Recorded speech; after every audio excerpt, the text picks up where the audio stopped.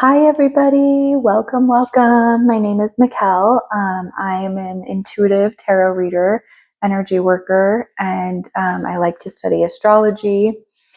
And I wanted to hop on today and offer a collective reading moving into this Aries New Moon.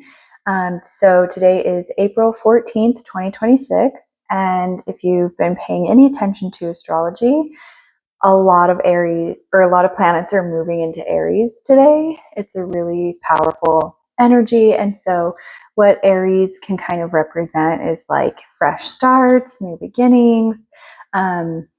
This is a fiery energy, so it's very activating. And that's kind of part of why I wanted to jump on and just offer this reading. Before I just sit here and yap too much, I'd like to just go ahead and get started. So if you're watching this video and you're ready to drop in with me, go ahead and get comfortable.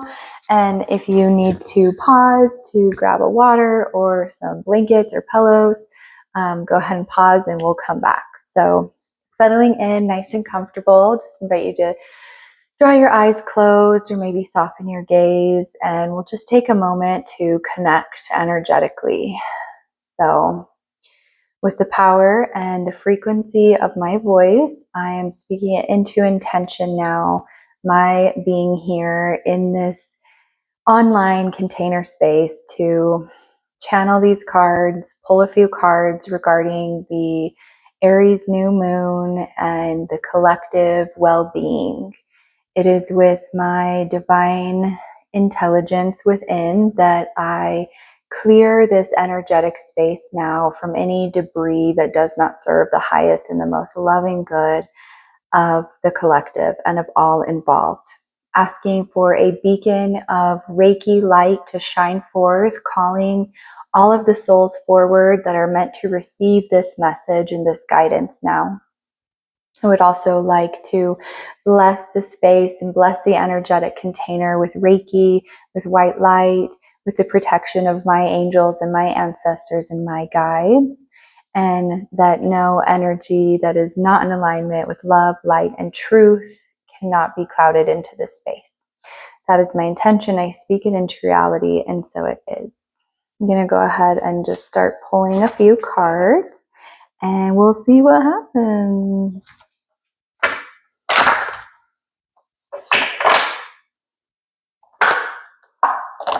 Okay, we're going to start with that because that's a lot.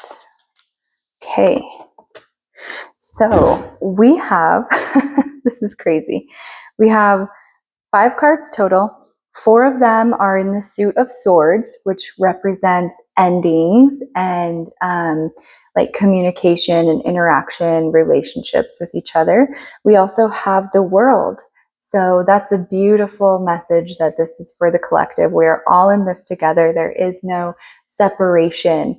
Everything that we're experiencing collectively, we're also experiencing inwardly. And so when we can kind of take a step back and look at the bigger picture and see each other as, you know, one, we're all one. I am you, you are me, vice versa. The world would change. So anyway, here's the world card. Where's my camera? So you can see we have a lot of vibrant, bright energy. This is giving a lot of like creative force, almost like blasting through those upper chakras, blasting through the deception and the separation. And what I'm feeling is like a lot of unity, a lot of awakening that we see through the open flowers. Also this dip, right? The toe is dipping into the cosmic, yoni, womb space. New life is being birthed. And we're all kind of playing our part in that, whether we are conscious of that or not. We have our toes dipped into that pool of source, right? That we all come from. The other thing I see in this card is like a ton of movement, right? Like she's dancing, she's flowing. The energy is just moving fiercely. And this is kind of how I'm at least experiencing this Aries energy, is like, whoosh, it's all just kind of coming at once. I think this card is a really great reminder as well to stay anchored, stay rooted and stay grounded in our humanity, right? I don't want this video to drag on all day, so I'm going to move on. We're moving on to the Nine of Swords. The Nine of Swords is representative of getting through something really tough, but like there's a light at the end of the tunnel. This is also representative of finding your kind of morals, finding your ground as you are traversing this, you know, intense situation or this changing of the times, this tumultuous experience, right? And so this card says, I trust the present moment. And by the way, I'm reading from the Crystal Power Tarot deck. So Nine of Swords. So that in terms of collective reading, just for the next few weeks, anything that's kind of falling apart at this time, let it go. Don't fight it. Do not try to cling on to anything in this, especially in the next 2 weeks. Just letting it go, release, acceptance. That leads us to the Ace of Swords reversed.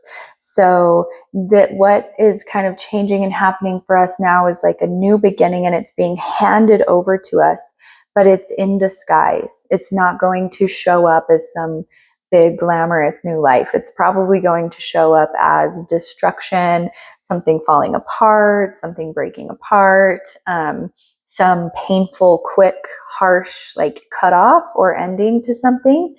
And it's up to us in our minds and how we perceive the situation or how we're perceiving what's playing out on the bigger scale. We are either moving into something completely new or it's the end, right? It's all about that perception. It's all about how you're perceiving it. So almost what I'm hearing and picking up on is like, what side are you on? And I don't mean, you know, right or left. I mean, are you on the side of consciousness? Are you on the side of, you know, the old way? So that's what I'm feeling. This is the Ace of Swords reversed, just so you can see. The card says, I am ready for a breakthrough to success. So I think on a collective level, breakthrough is really the big key word there. That leads us to the Knight of Swords. The Knight of Swords is this masculine, and I'm thinking of this on a collective scale, right? The masculine warrior, that in your face aggression. Okay, I'm feeling a ton of aggression, especially with all of these planets in Aries. This is like just like a clawing for power. And we're seeing that being played out. This is knight energy. This is not king energy, right? This is someone in their, this is ego. There's a lot of ego in this Aries energy, and it can be brought up within. We can see it without. And so what this card says is, I choose my battles carefully. So I think for the next 2 weeks, what I'm feeling is like protecting your goals, protecting your vision, protecting your mission, and not getting swept off track by all of the wind and the crazy like fire that's ablaze in the world right now. And then swiftly moving towards that goal. So I don't mean like overextending ourselves to accomplish something, but in our mind and energetically staying attuned in our heart space to what we are, you know, protecting or shielding or working towards. Here's the picture of the card. The other thing I always like to point out with this card is these butterflies and white feathers and this infinity symbol. Like, these things to me are very symbolic of spirit, right? So the other realms kind of have their hand in this as well. There is a lot of protection, just as we are protecting things here physically with our swords. There's a lot of spiritual and energetic protection. So knowing that anytime you can call on your own guides in regards to your mission, right? Or whatever that you're working towards, like, they want to help you, and there's that energy of them kind of whoosh, pushing you through or pushing you forward or assisting you, being with you. Leading us to the King of Swords, and the King of Swords is reversed. So I'm seeing this progressive kind of like realization, right? Or awakening to this energy. And then the reverse, it's almost like there's this kind of crash out, like it's not sustainable. This false narrative that is being represented. It's with the swords and with the Aries, I'm feeling a really big like cut off, you know, just this deeper knowing that people are starting to feel. And so I feel like it's really important to kind of lean into that. This card says, I trust my ability to make a strategic decision.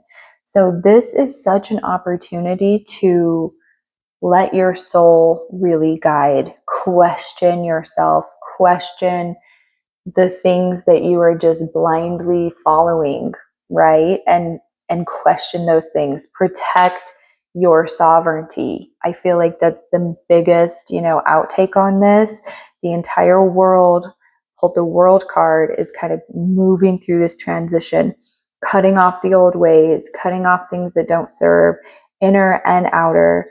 And then there's this almost kind of awakening and this kind of turning of the masculine. Yeah, that feels good. I'm going to show you the King of Swords card as well. So again, there's those kind of like feathers and butterflies and just really pretty support. Something I'm noticing in this card that I haven't even noticed before is the moon, or at least to me, this looks like a moon, full moon. To me, it's very feminine. And the king, like when the king is in balance, there's this balance between masculine and feminine. It's not just like an overly toxic masculine, right? So yeah, hopefully this makes sense to some. Hopefully this resonates with some people.